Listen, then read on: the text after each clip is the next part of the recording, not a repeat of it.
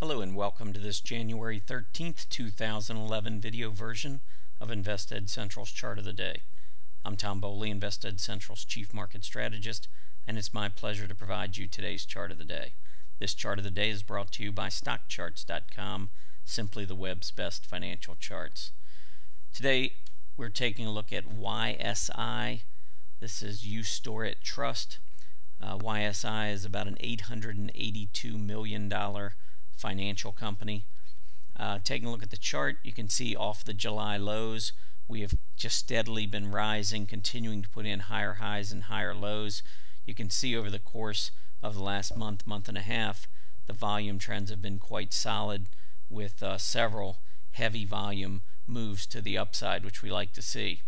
On the most recent move to the upside, you can see that YSI reached almost 975 intraday, with closing resistance up around the $9.60 level.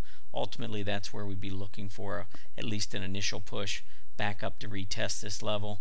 But on this move to the upside, you can see that the MACD was pointing straight up. So as we come back down and get close to this 20-day moving average, actually almost closing right on it on Wednesday, it looks like a decent area to take a shot. Now, from a price support perspective, we had broken out above the early November highs around 9:15 or so, and when we came back down after we broke out in about the third week of December, we pulled back and tested it. Actually went just a little bit below it.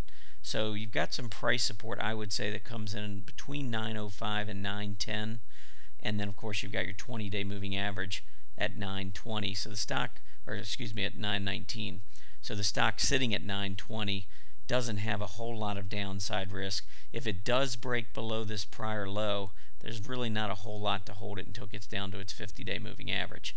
So you could play it a couple of different ways. You could play it with your entire position at the current price and have a fairly tight stop, or you could look at it to look to build a position if you get a pull back down to the 50-day moving average. So perhaps an entry at the 20 and another at the 50 with a closing stop below the 50-day moving average.